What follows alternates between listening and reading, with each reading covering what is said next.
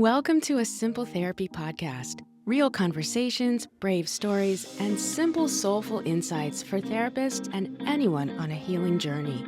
I'm Sindee Gozansky, licensed therapist, supervisor, and a fellow human figuring it out too.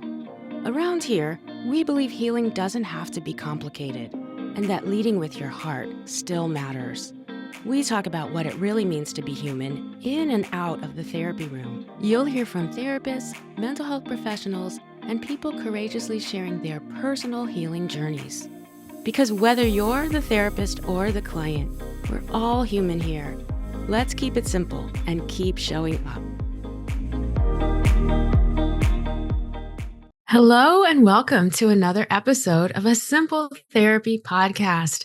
I'm Sindee Gozansky, your host, and I'm really glad you're here with me today. Because you've joined, it really tells me that you're interested in becoming a better version of you so that you can better serve the people that you work with or be with the people in your lives. And today we're really going to take a cool look at that and talk about a topic that is often taboo, which is money and finances. And those of us who are also in the therapy world can have a lot of trouble talking about money and finances. So let me introduce you to my guest, Carla Titus, who is the founder of Wealth and Worth Within. Carla Titus is a finance expert with over 17 years of experience in corporate finance, strategic planning, and supporting business owners. As the founder of Wealth and Worth Within, she provides fractional CFO services and financial consulting to help practice owners build sustainable, profitable businesses. Carla empowers therapists and entrepreneurs to grow their profits, pay themselves well, and prevent financial burnout. That sounds like a dream to me. Throughout her work, she helps business owners improve cash flow, plan smarter, and build wealth without the stress. Her mission is to bring financial clarity and peace of mind so owners can focus on the work they love. And as we're talking, be sure to check out her website. It is wealthworthwithin.com. Carla, welcome to the podcast. I'm so glad you're here. Yeah, thank you for having me. So excited to talk about money, making it fun and accessible and something that you can enjoy in your life and, be a tool that you can use to achieve your dreams and goals, not just something that causes stress or pain, which is, what I hear a lot from a lot of the clients we work with. It's just never been fun. I'm like, oh, that's sad. Let's change that. Oh my goodness. That would be amazing if you could change it. And also, I just want to say with the introduction, there are probably some words and terms that most of us aren't even familiar with, like from your title as a fractional CFO to, what does this mean with, planning smarter and cash flow and all of that. So I hope we can break some of this down. For sure. Yeah, great. Our topic today is really maximizing business profit while prioritizing financial self-care as an owner, whether it's, you own a solo private practice or a group practice or, an agency, whatever iteration. I don't think many of us think about this link between financial self-care, burnout, just like how we feel in general about our lives, our businesses. So how does this link even exist? Where do you see practice owners getting in trouble with financial self-care and burnout? Yeah, so it starts with them not paying themselves at all or too little. Mm-hmm. And, they have this sense of, hey, I have to take care of everyone else because that's what you've been trained to do is you're a therapist. You're caring for everyone that comes through your door. You're naturally, trying to help people. And so you pour your heart and soul into your business and you're like, well, I have to pay my team well and I have to take care of everyone else. And then at the end of it all, there's nothing left for you to take home. And then they're like, that's interesting. And they're trying to figure out why is the math not mathing? Mm-hmm. And it's because we have this mindset of everyone gets to be prioritized first before you prioritize yourself. And in business ownership, unless you're intentional with your money, it will find ways to go away from you. There will be people that you can hire, that you can contract, that you could hand money out to support you for probably really good reasons as you're growing your business because you can't do it all alone. And then you forget that you are also the priority in the business. Like, would you go to a job and take the job if they didn't have any pay? That's called volunteer, by the way, in case, we forgot. And that's a choice. And you can do that too, if that's what you want to. But if this business needs to provide for you and your family, then you need to prioritize yourself. And it's not selfish, it's self-care. Right. Yeah.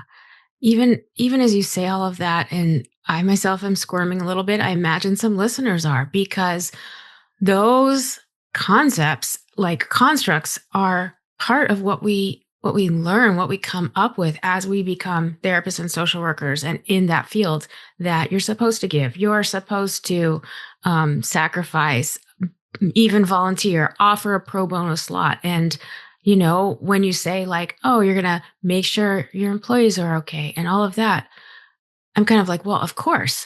But then how do we get that margin so that there is something left to pay the business owner? Exactly. So when we make it a priority and we put it in an equal level of importance to given to others, because of course we want you to take care of your team. Of course we want to pay them well. Of course we want to take care of the people that come through the door and do the sliding scale. But you cannot do that if you don't have profit, if you're not paying yourself, because you will burn out and you will want to leave this because it's not serving you and it's not doing what it needs to do for you as an owner. And so you're not going to have any energy to pour from an empty cup if you're not taking care of yourself first. And that's why that is so important in business ownership, and something that you're not taught, by the way, from a business management perspective, because you didn't go to school for that. You went to school to be a therapist, to give, to help people, to guide them through what's next. And it's a reframe, right? It's like on the business side, we need to make sure that numbers make sense and that it is a priority, and that if there's no room for it, that we're working to make room as we're growing to shift the dynamic to make it a priority. But it's not going to just happen magically one day because you hire 10 new clinicians and all of a sudden you're like, oh, the problem will solve itself because I'll just have more money and more clinicians. No, it will actually compound the same problem because you're not solving for the right problem, which is prioritizing yourself in the business as part of a sustainable, long-term, profitable, rewarding business to you as the owner, because you took a risk. You deserve the reward that comes with that too. Absolutely. It is a risk to start a business. And I think that's really important to point out to, therapists who are in their own private practice, let's say. That's a business. That's a risk. Good for you.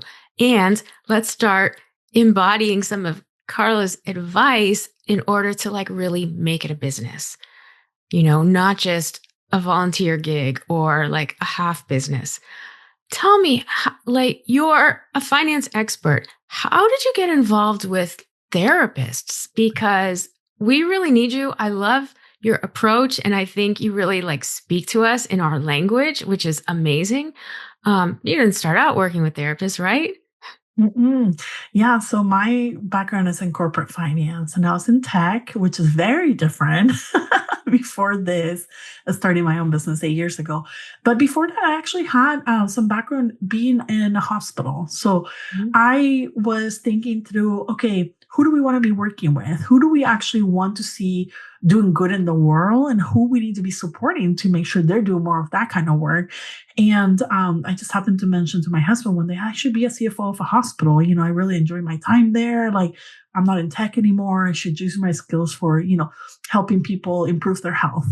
And mental health came as one of the areas that I was like, wow, if everyone had a therapist in the world, we would have such a much better place.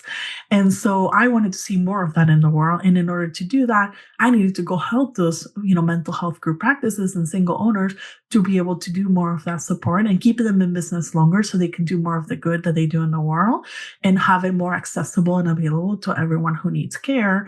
Because, we don't always prioritize mental health like we do physical health. And to me, they're just equally important to have a balanced and joyful life. And in order to do more of that, we need more providers out there doing this work. And how do we do that is through the financial health of the businesses that we support, improving their financial health allows them to be able to give back more. It allows the Mhm. owners to be cared for so they're not tapping out because they're burned out and not getting anything.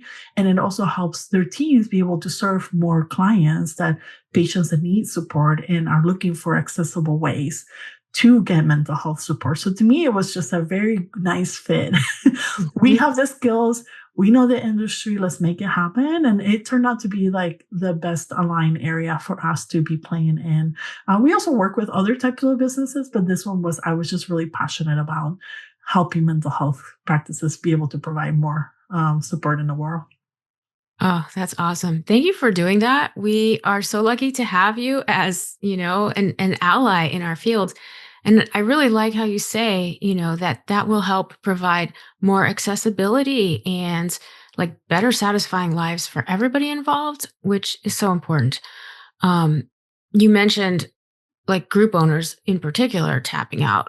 I see this all the time. You can go into Facebook groups where people in group practices or like whatever, the Facebook groups about group practices say all the time, different people posting anonymously, oh, I'm so burned out. Oh, is it worth it?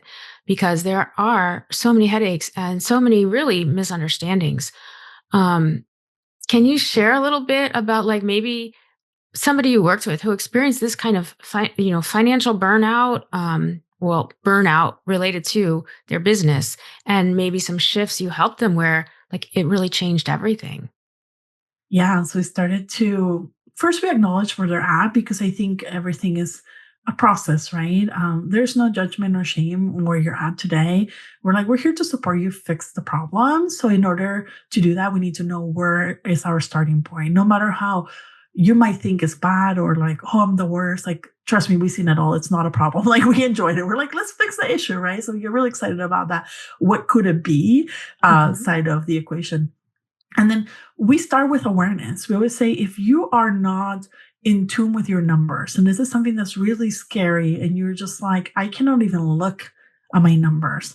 Really, step one is like, well, let me handhold you and let's look at it together and let's just see what's going on objectively, which is hard to do because we put so much weight to the numbers we see. We're like, oh, I'm not doing well, therefore I am fill in the blank, right? And it's not that. It's just hey, you don't necessarily have the skill. You need to learn the skill and then you need to apply that skill to get better at the numbers. And it starts with that awareness. After Mhm. we bring awareness, we say, okay, maybe we don't like what we're seeing. And that's okay. We're just like, this is our starting point. How do we make progress? We create a plan to start addressing the issues. And sometimes they think the issue is, maybe people related or like Mhm. I got too much office space too soon or whatever the reasons are that they think it is. Right. And actually, the root cause of the issue is a little bit different. It's in the financial health of the business. Maybe your pricing is wrong. Maybe your margins are not healthy.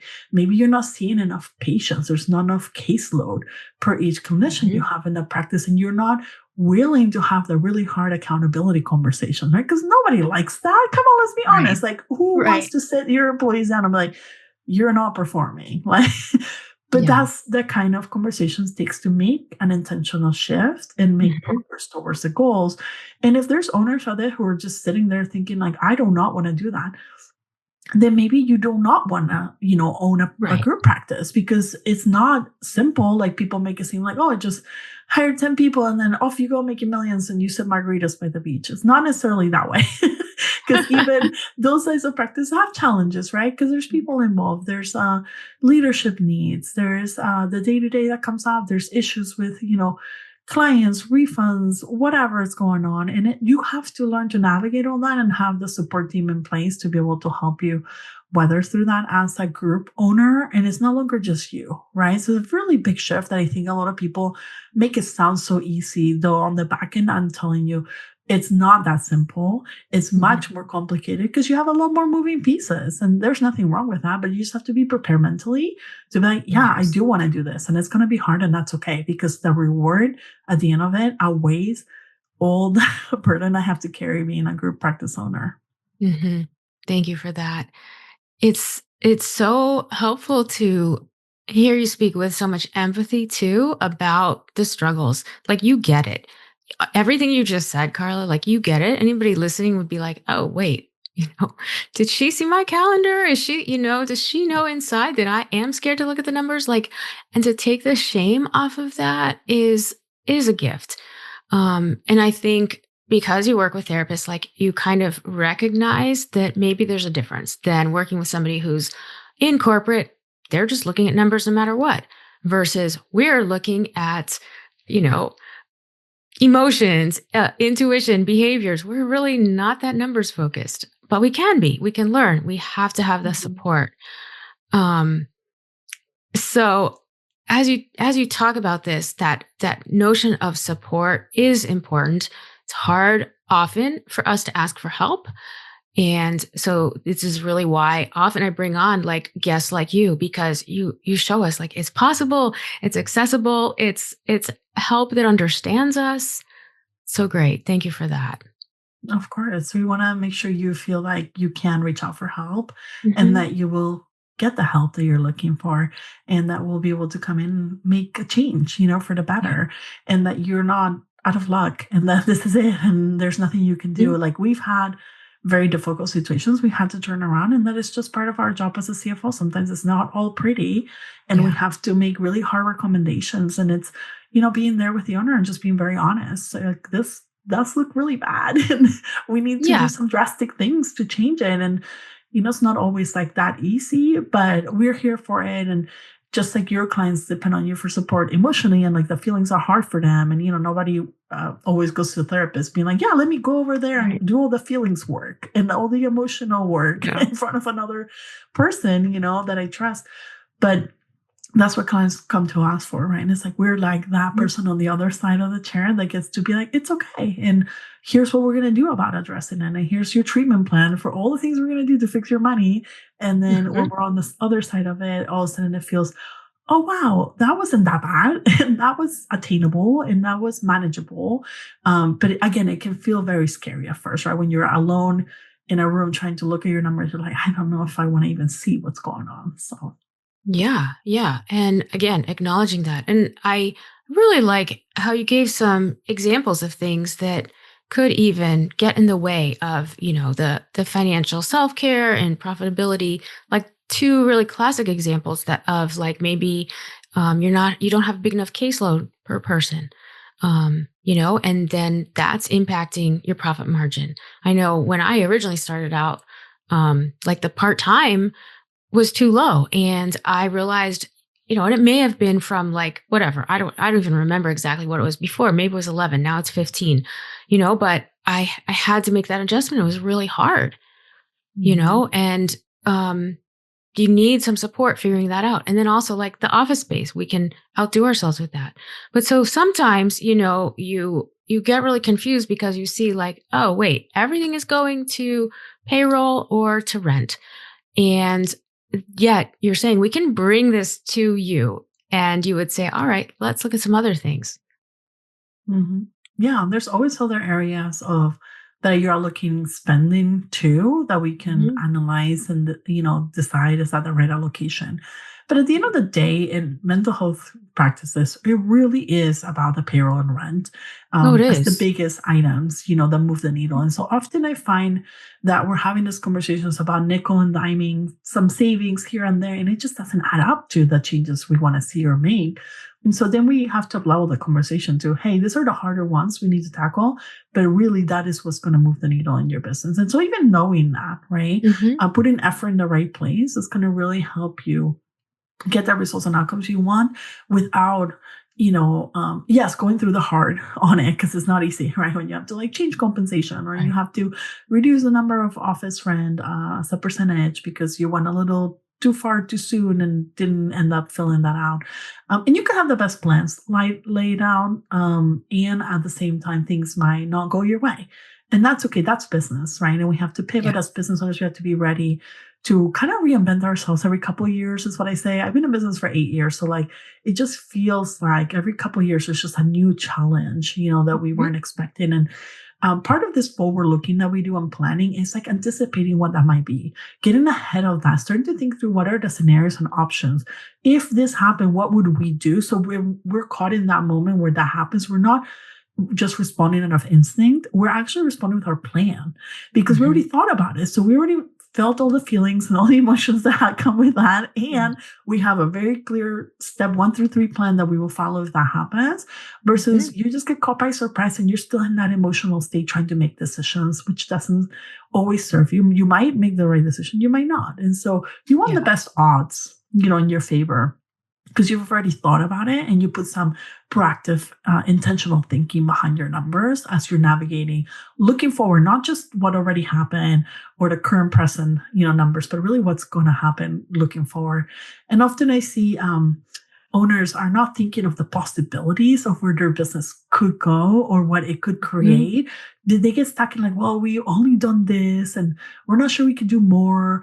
And we really want to like be dreaming and also, feed on the earth as we're dreaming on what's more realistic to happen and how much could we grow and by how much, which service lines could help us create some of that growth, not just like dream pie in the sky, but really dream with some touch of reality into it. And that's really what the work that we do to support owners in is really like, what does that next phase of growth look like for you, right? And just help them navigate through that. Yeah. Combining business and vision. That's so key. Did you know 1 in 5 people will experience a mental health issue this year? That's why I created Mental Health Threads, to spread awareness and break the stigma around mental health. At mentalhealththreads.etsy.com, you'll find a collection of inspiring and fun products from t-shirts and hoodies to mugs, hats, candles, and more, all featuring positive messages that encourage self-care and mental well-being. Best sellers like Go to Therapy, Love Wins, and Still Here are fan favorites, along with our signature semicolon designs and Pride collection. Therapists especially love our exclusive items like Licensed Listener and Professional Secret Keeper. Our mission is to spark important conversations and remind you that you are not alone. If you're ready to make a statement and support mental health, head on over to mentalhealththreads.etsy.com today. Let's make mental health a priority together. With this idea of planning, I want us to talk about like the owner's pay structure. But before we do that, because as you're talking about planning, Carla, I think some of us are still stuck with that. We may not have a plan. We are doing what you say not to do, which is winging it or hoping that the strategy will, show up. You talk about a 5-part framework and you have a plan with cash flow and capacity and planning and pay and profit. Doesn't really mean anything to me as I say it. So maybe you could break it down to us a little bit. Yeah, for sure. So when it comes to planning, we want to start thinking that forward looking, right? And if you haven't done this before, it's going to feel really hard the first time. So just give yourself some grace, and it's okay not to get it perfect. The more you do it, the better you'll get at it. Now, of course, we CFOs are trained for this. So when we step into a situation with a business owner, it's a lot easier of a process because we've already done it many times and we can navigate uncertainty. But when you start looking at your plan, I want you to start thinking about what is your pay structure for your team or for yourself even, right? Are you paying yourself enough? Is this a competitive market rate for you as an owner or for your, hires that you've done? And I know there's many ways to pay people. There's that commission split, the contractor, the hourly, the employee, like there's a lot of different ways, but just even evaluating through a critical, framework and benchmarking the positions to make sure you're like not overpaying or not underpaying, because that's another problem as well, where you might not be retaining your clinicians. And that's a problem, right? Making sure you're doing that exercise on the pay side. So that's pretty straightforward. I think people get that, like by position, looking at, what's going on, even for your own. On the capacity side, what the caseloads are. You mentioned part-time versus full-time. Like, what are those numbers? And do those numbers make sense for the practice to be able to have enough to cover all the other expenses that come with owning a practice, right? That rent we talked about and some other like software and marketing and all the things that go into that. And also the more you grow, readjusting that because it's going to take more, right? As the business grows, it's going to take more allocation of spending to continue to grow. Then you want to look at your cash flow, because I find people are just checking their bank account and they're like, oh, I'm good. But they forgot that maybe there's a check that's coming out of that account that's going to wipe it clean. And until they get deposits from either private pay or insurance, they might not be okay. And the timing of that cash is just so critical to make sure you don't run out of money before you run out of business. And that's something that, if you haven't done before, like looking at the ins and outs on a week by week basis or even a month out forward looking, is going to give you so much clarity. And it doesn't have to be a very crazy exercise. You could just say, what do I expect to receive this coming week? What do I expect to pay out this coming week? Literally that simple. And you could put some lines, you could do it on pen and paper. It doesn't have to be anything fancy, but just getting that understanding, start with 1 week, then build out the 2 weeks and build out, to 4 weeks and on. It starts to use your confidence. I'm like, oh, I know what's happening. I know what's coming up next. And I know if I'm going to be short before I'm short, now I can do something about it. Yes, right. And that's what we're looking for. It's like actionable, like, ooh, week 3 is not looking very hot. Okay. Are we going to go sell something or do something, an event, or what can we do now to close that gap on week 3 coming up? Right. So again, we're not in week 3 scrambling because we're like, we don't have enough money and we have to make payroll. Like that should not be a surprise, right? You want to start getting ahead of that and be proactive. Yeah. And I think for practices that are insurance based, and I'm sure you deal with this, right? That's another unpredictability factor where, often we're making payroll well before any insurance reimbursements come in. So kind of trying to, account for that, accommodate that. And, often they don't really need to know this, but often employees or contractors have no idea that we're also juggling these things. For sure. And it's our responsibility. So if you don't feel that you have adequate support there, or you have a lot of questions, not a lot of answers, that's when you need to reach out for some support, because you maybe can't do this alone. But once we put a system in place, maybe you can take it over and do it yourself, right? And it's all about systems and processes, so we're clear on that. But yeah, sometimes insurance reimbursements get delayed, and then you're still stuck paying the payroll, and then you have to have ways to have breathing room, as what we call it, have reserves. So you want to have a cash reserve. And if you don't have any today, that's okay. Start building it. Can you get 1 payroll cycle saved away, from profits? Can you get 2 payroll cycles? And then you start to sleep better. And I know, and you have a little cushion to fall back on, or maybe you got a line of credit, and that's okay, because that can be utilized if you have a plan and you use it wisely, to cover those timing shortfalls, because the money is coming. It's just maybe it's off by a week, right? You just need to be able to cover it and then pay it back. So those are ways that we think about, managing cash flow in the business. Yeah. And those are 3 great examples too of creating that financial self-care, to have the extra, pay cycle in the bank or the line of credit. That sounds to me like financial self-care. I never realized that's what it was. Yeah, because you can sleep better at night. You don't feel stressed out when something goes sideways, because it will, right? It's just, it's business. Things will go great, and then one day they won't go as well. And you want to be prepared. You don't want to be caught by surprise and have to do something unnatural to fix the issue, right? You want to get ahead of that. And I know it sounds simple, but saving even a payroll cycle could feel very challenging. And we want to do a little at a time. Right? Make sure we have enough from profit to put into our savings. And then maybe we have a separate bank account for that, to just tuck it away, don't touch it, it's there. And that's how you sleep better at night. When we talk about planning, we kind of cover that. It's just forward looking, start to make plans, really think about what are some things you want to happen in your business, and start dreaming, and then put your feet on the ground at the same time. Go dream big and then pull it back to be like, this is what's realistic about that. And maybe that's a 10-year goal. Maybe that's a 5-year goal. But then you start working your way now to those 5 and 10-year goals. So you're on this path to that plan that you created. Maybe it's you want to exit your business, or you want to sell it. Then you need to work on that now, not when you're ready to sell, right? Or when you're burnt out trying to get out of it, which I see a lot of times happen.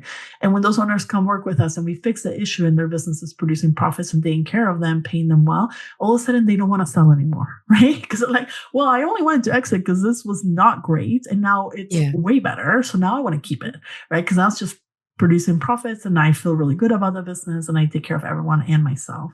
And then last but not least, profit. I see so many owners have never been taught that the importance of profit. They're all talking about revenue. They're like, oh, I have a $5 million business. I have a $1 million business. Whatever size of business. And I'm like, but what does it take you to have that size of business? What is Mhm. left over at the end of the day, once everyone is paid, once every bill's been covered, is there anything left over? And that's what we call profit, right? Ideally, you have something that says, hey, this created a profit for this month, net of paying all the expenses and everyone, there's still a little left over, whatever that is. And it tends to be depicted as a percentage, but is there money left? Is there profit Mhm. left? And then is that profit in your bank account? That's a whole other connection point on cash flow that we also talk about. But do you have profit? Like that's even just a basic question you want to answer by looking at your numbers. And ideally, you have your books done every month where you can see whether or not you actually have profit, or if you have a loss, what's the plan to get back to profit? And do you have a path, to get back to profit? And if you're not sure what that needs to look like, Right. reach out for help, because that's where we can help you navigate on what things are off that we can adjust to make profit Mhm. happen again. Yeah. And so with that, Carla, for owners who have not been paying themselves, right? Like how do they even take the first step in looking at starting to pay themselves and then creating it so that it's sustainable and that there is profit in the business?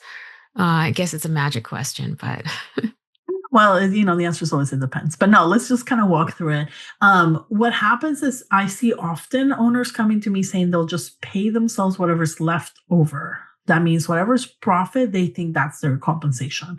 And that's not quite how we want to think about it, because that is the business's profit. And you happen to Mhm. be an owner of that business. So it's really technically the business's money. And then the business will allocate a portion of that to pay you as an owner.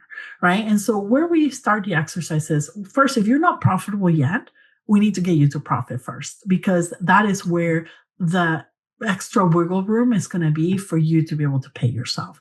Right. We might even have to make a hard decision where we have to start seeing clients again. And that's not fun for anyone, right? But if that's what it means to start paying yourself, sometimes that's what we need to do until we reconfigure a bunch of things to make it happen. Mhm. Sometimes is, okay, you have profit, great. Let's take a portion of that profit and start allocating it into you consistently, because we know there's profit from previous months and we can see trends that profit is healthy. Great. Then we start to put an allocation as a percentage of that profit that says, here's what you will pay yourself consistently, because that can fit in the budget. And we make an intentional line item in the budget to say, okay, Mhm. now you're going to pay yourself. And it could be, I don't really care the amount, honestly. I care about the discipline and the habit of it first. So it could be $100 a week. It could be, $500,000 a year. I don't really care, as long as the business can sustain it and you still have profit after that, then that amount should be sustainable. And as the Mhm. business grows, reevaluating to make sure your pay is increasing alongside it. But if you are sitting there thinking, I don't even have a profit, where's this going to come from? Right. That's where we need to reevaluate all the other areas, right? It's The like other the areas. profit, like, do we have a cash run rate? Do we have good margins? Mhm. Are things healthy financially? And if not, then we might need to start with some changes on spending allocation before we can even make room for profit to then afford to pay you. Yes, yes. That's so helpful. And really, you're looking at all of the systems when you work with your clients. They may think, oh, I need to start here, but you really cover the whole thing. Yeah, it's a very comprehensive approach. You can't Mhm. have every piece is dependent on each other. And so if something is broken, it's going to impact the rest. And so we want to make sure we're coming in and giving you a good diagnosis of what's happening, in the business and where we see opportunity to make changes. And again, you might not like the recommendations, and Right. that's okay. Sometimes we have to, make drastic changes to see drastic results happen. And Yeah. you as an owner have full control and power to make them or not make them.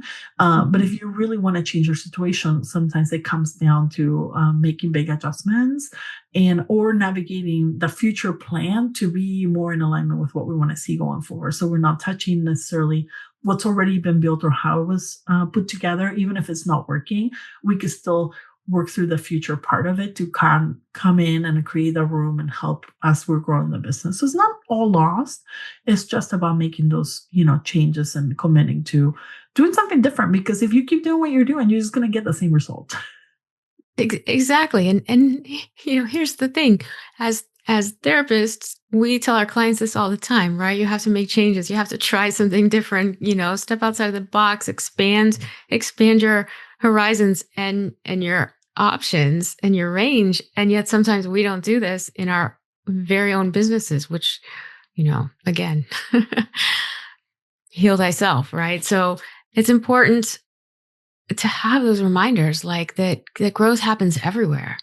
Yeah, and it's intentional, right? And the more Mm, you proactively step into it, the more likely it's gonna, change for the better and make progress. Again, we're not perfect, right? So progress yeah. is important. Sometimes it's in the little wins where we can see a lot of like the energy come in to like keep going forward and make it happen.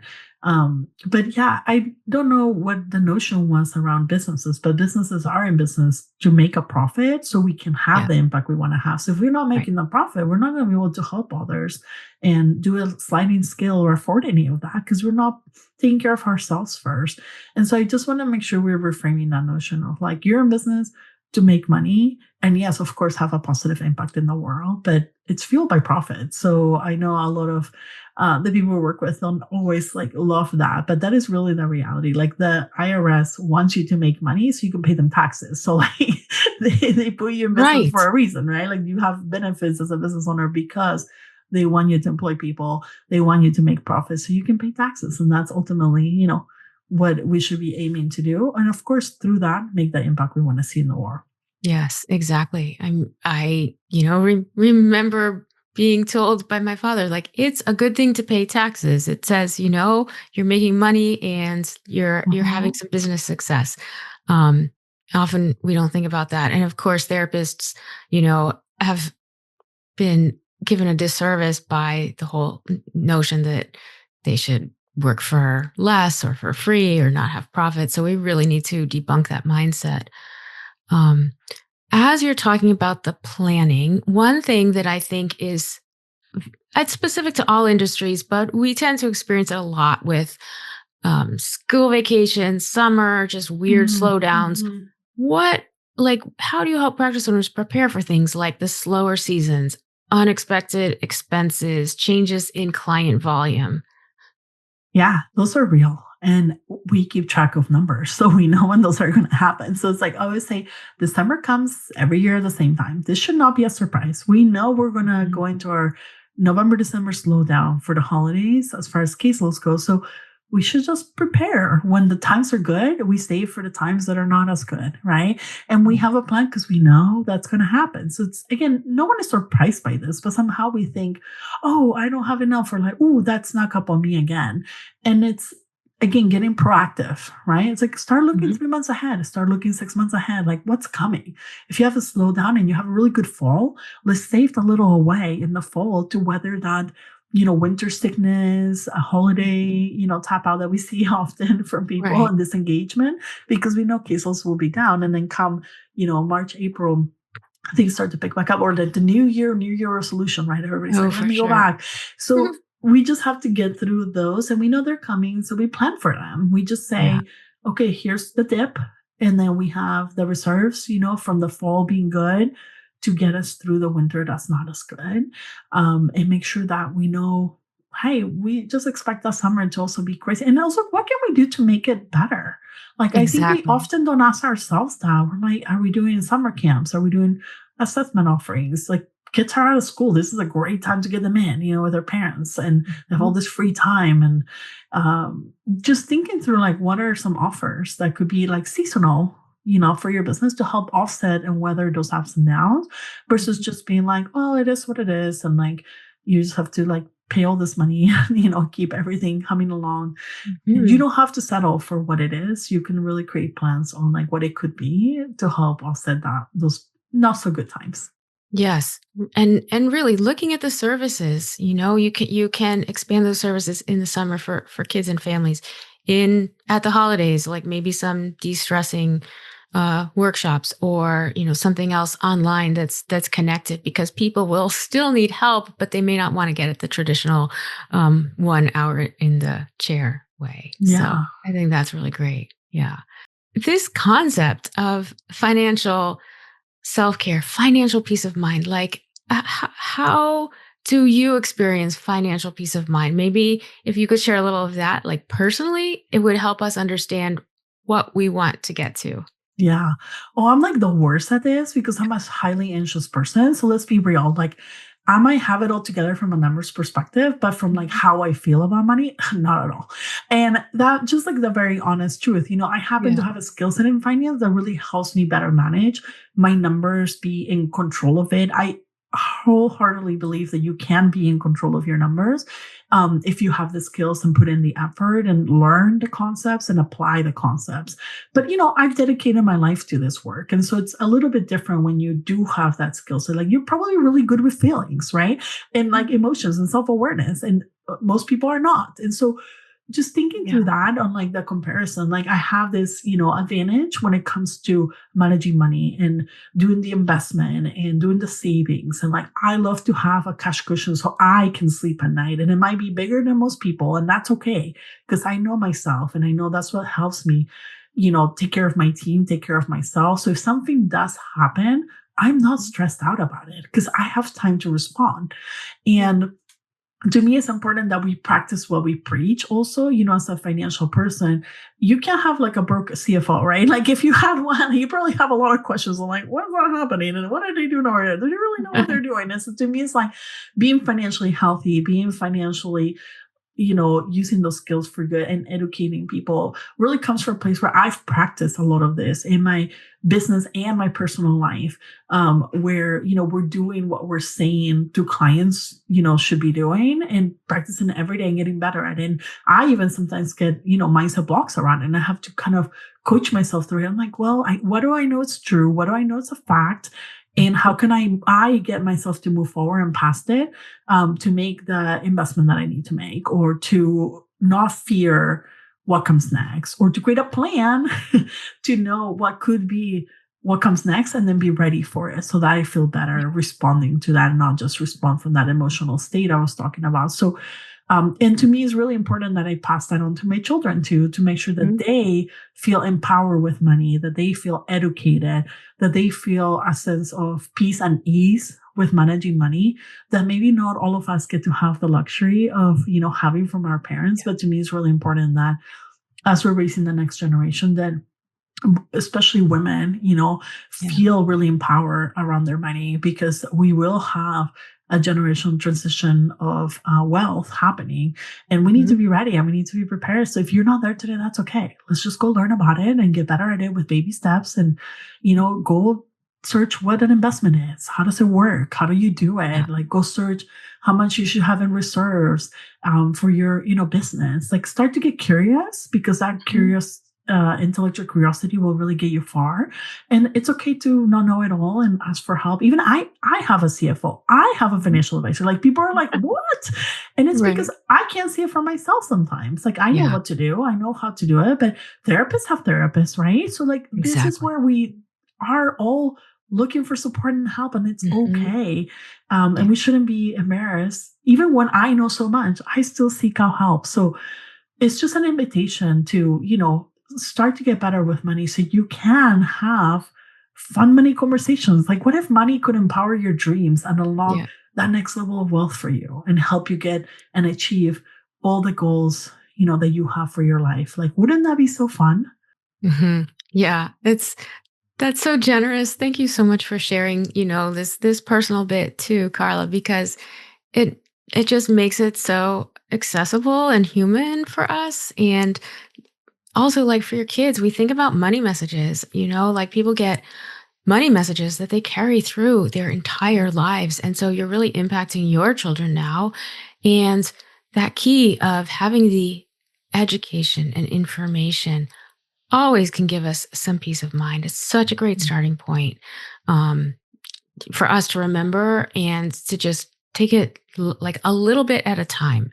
Let's not make this taboo, but let's make it something where imagine that if you felt like you understood a little more, you could do one or two or three action steps and you could sleep better at night and you could like pass it on to your family. That's really, really great. Yeah. And Yeah. I'll just add like one more thing. I see a lot of people struggle with like the spreadsheets, or I'm not a numbers person, right? That is not an excuse to not learn it. And I know it might feel really daunting, and that's okay. Baby steps here. But also think about the ways that you can learn money that are more aligned with how you learn. Maybe it's through images. Maybe you need to draw it out. Maybe you need to just talk it out instead of looking at a spreadsheet full of numbers that you don't understand, right? And so find the way, the medium by which you feel. Maybe it's listening to a podcast, right, about money, like crazy. I know. And so this is the way that you could start kind of inching towards getting better on money without it feeling like you have to be in a spreadsheet. Because, that's my medium, but that's not like my husband's way of communicating about money. And if I show him a spreadsheet, he's going to totally tune out and be like, I don't want to do this. And so I have to find ways, that are engaging and talking about big dreams and life goals. That's the way that he likes to talk about money. I was like, great, I can do the math, right? So that for me is the easy part. It's like the dreaming big, the goals that we want him to be part of. That's where I want to engage him in that way. So just think through that too. Like, what is your way of learning about money? It's not one size fits all. Yeah. Yeah. So true. I was going to, draw us to a close by asking you questions about, small strategies or tips you could give us to start, improving our financial self-care or taking that smallest step to look at our numbers. But you've already done that in a multitude of ways. All of this has just been gold. It's wonderful. And there's so many different ways you can kind of ease yourself into this. So think about all of those different options Carla has already given us. And I just really acknowledge you for working with mental health therapists who can be difficult and can be so scared of the spreadsheets or of the bank statements. And thank you for holding our hands in taking this step, because when we can, we're going to serve more people and, create better communities, better families. Like, we're really making that impact we want to make. So really, thank you, Carla. And you have a podcast, you have a website. It seems like, I don't know, like you, in a way, like you're too fancy for us. You're a fractional CFO. Not at all. So how do you help therapists? Tell us about your business and your offers. Yeah, so we do have a completely free, accessible podcast. It's called the CEO Financial Clarity Corner. So if you're like, I want to commit to make progress on my money journey in my business, then tune in, listen to an episode, see if it resonates with you. We have different types of topics we cover, things that nobody ever told you about money management in a business. And we want to help close that gap in education. So it's completely free. You can sign up for our newsletter on our website too, if you're more like a reader type. We also promote things there to all of our readers. And that's on our website, wealthworthwithin.com. And then you can follow us on social media. We put a ton of educational video content for free. We just want to give it away to people so they can feel like they can make progress with their money. And then, of course, if you're looking for a fractional CFO, that's more like the formal thing we do, right? The professional side of the work we do. We are very approachable. Like, my team and I work with therapists all the time. And I know it feels kind of fancy. You're like, oh, does my business need one? Like, what am I going to be able to work with you guys? And we have both monthly retainer offers as well as project-based work. For any size of business, you can always benefit from forward planning. So if you're looking for a CFO and you want to have a connection call to see if we're the right fit, we would love to hear what are the issues and concerns you have with your finances in the business and how we might be able to support you. And it's a very low stress sales call. Like, we do not push anyone. We're like here to just meet a need. Whoever needs our services, we will, be excited to serve you. And if it's not a right fit or not right now, that's totally okay. But we just want you to explore your options to feel like you can reach out for support and you're not trying to just do this alone. Wow, that's great. And so like a monthly retainer could be like an initial assessment and see how like the work with your team goes. Yeah, so that's why we do project-based work, so that people can try us out, quote unquote, and then see if we're the right fit. And then they can make a longer term commitment if they choose. And we also have clients that are like, I'm just ready for a CFO to come in now. And we're growing, we have challenges, we have a lot of questions, and we need ongoing support. And they can go straight to monthly retainer. We also do offer bookkeeping services. That's more out of necessity because we find there's a lot of need out there for professional bookkeeping that's maybe not happening, or Maybe you get an overpriced bookkeeper that calls themselves a CFO, or things like that are happening. So it's really hard to tell from a consumer perspective. And so we have that separate department as well that can serve and benefit you. If that's the entry point for you, like I just need my books off my hands for now to get started so I can free up my time to do more. Fantastic. We would love to support you that way and ultimately grow with you to needing a CFO. Wow, that's amazing. So needed. And, often we don't even know where to turn, to a bookkeeper who understands the business. And, there's different, different moving pieces. For sure. Yeah. Wow. So wealthworthwithin.com and that same handle on every place in Instagram, LinkedIn, Wealth Worth Within, TikTok. Oh my gosh, you're everywhere. We do pretty good marketing around here. But my team really gets the props on that because they're the ones, making it happen. But yeah. Well, and you have a beautiful website. Carla is on lots of podcasts besides her own. So I'm really honored and privileged that you joined mine today. I know you're going to really impact a lot of listeners to hopefully take that hard look. Don't feel any shame. Reach out if you want support in looking at your numbers and growing your business and having a profit and paying yourself. That sounds so amazing. Yeah, take a look. You might actually be pleasantly surprised by what you find. I think sometimes we make it worse than it is, and sometimes it's not. So be prepared for that too. That's wonderful. Again, thank you so much for being here. And thank you everyone for listening to this episode. Please pass it on to somebody else who could benefit from it. And until next time, remember, keep it simple and keep showing up. Thanks for listening to A Simple Therapy podcast. If today's episode resonated with you, please subscribe, leave a review, or share it with someone who needs it. Your support means so much. You can learn more or get in touch at asimpletherapypodcast.com. And remember, let's keep it simple and keep showing up.